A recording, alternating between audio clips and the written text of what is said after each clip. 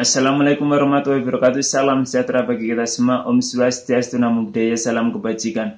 Jumpa lagi dengan kami di channel Kerajinan Tricraft. Pada video ini kami akan memberikan inspirasi bisnis yang sangat menjanjikan. Dari barang sederhana akan kami ubah menjadi barang yang sangat berkualitas. Di sini sudah kami siapkan limbah plastik kresek dengan varian warna yang berbeda.